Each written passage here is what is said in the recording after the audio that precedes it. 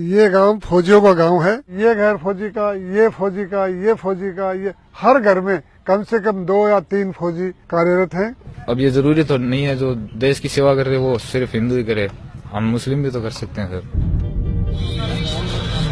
ये सारे फौजियों के घर, वो फौजी है, सरपंच रहा हुआ है, शबीर अहमद मेरा चौथा का लड़का है, 8 भाई है, वो 8वीं फौजी है। मुसलमानों से देशभक्ति का सबूत चाहिए तो राजस्थान के इस गांव में आइए।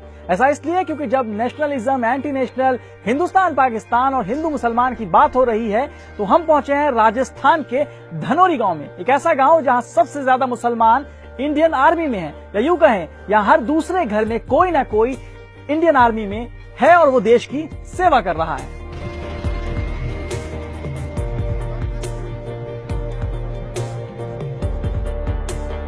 इस गांव में 250 से अधिक फौजी सेवा में कार्यरत हैं।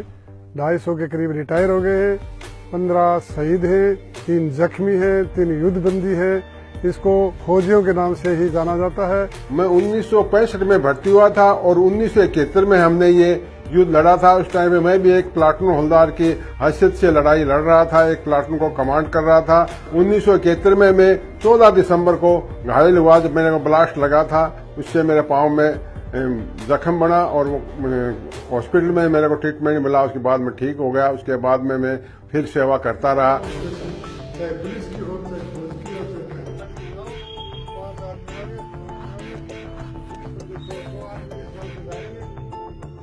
मैं आपको वो स्कूल दिखाना चाह रहा हूँ इस गांव धनोरी की, जिसमें आर्मी के प्रत्येक जवान सिपाही से लेकर कर्नल तक इस सामने वाली स्कूल में पढ़े। बट इसका आज ये स्वरूप दिखाई दे रहा खंडर के रूप में है।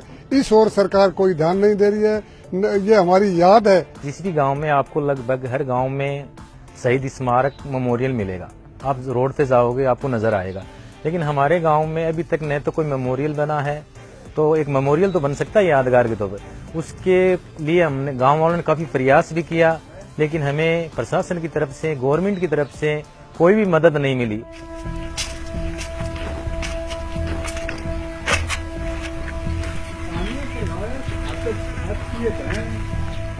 आजकल जो सर्जिकल स्ट्राइक का जो हंगामा चल रहा है वो हमारी यूनिट 14 ग्रेनेड ने 1971 में उसको किया था, जिसमें हमारे गांव के मेजर अहमद खान की कमांड के अंदर उन्होंने पाकिस्तान के अंदर 7 किलोमीटर अंदर जाकर के आरटी डिपो को, अम्युनिशन डिपो को बर्बाद करके सही सलामत वापस अपने मुकाम पे आ गए थे।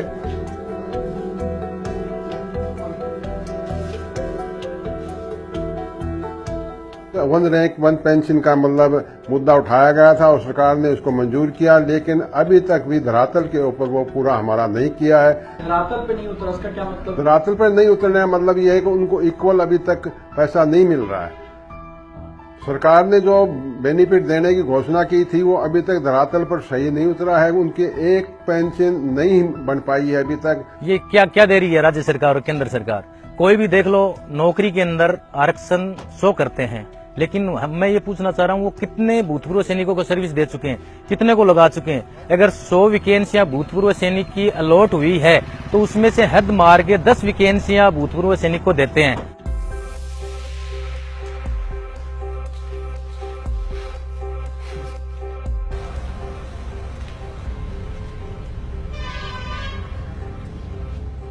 रिजल्ट आया है, उसमें हमारा सिलेक्शन हो गया। अभी 1-1.5 महीने के अंदर में ज्वाइनिंग मिल जाएगी। किस चीज में ज्वाइनिंग हुई आपकी? हमारी आर्मर्ड सेंटर अहमदनगर महाराष्ट्र। आपकी? आर्मर्ड सेंटर अहमदनगर में। तो आप लोग क्यों आर्मी में जाना चाहते हैं? बस शौक है बचपन से, जैसे गांव में ऐसे और बच्चे तैयारी करते हैं तभी उनको देख के जुनून आ गया अंदर कि भाई हमें भी आर्मी में लगना है, देश की सेवा करनी है।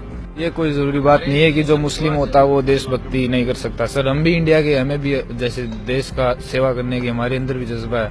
आप लोग जो हिंदू मुसलमान जो करते हैं वो सेना में ऐसा कोई नहीं है। सेना के अंदर हम सब एक साथ रहते हैं, एक साथ लड़ाई लड़ते हैं, ऐसी कोई मतलब भावना ही नहीं। लेकिन आज ये देश के अंदर जहर फैलाया जा रहा है कि हिंदू मुस्लिम, ये एक अफवाह है और लोगों को गुमराह करने का तरीका है। अब अगली बार आपको सोशल मीडिया या कहीं भी कोई हिंदू मुसलमान या नेशनलिज्म का सर्टिफिकेट बांटता दिख जाए ना, तो इसको ये वीडियो जरूर दिखाइएगा।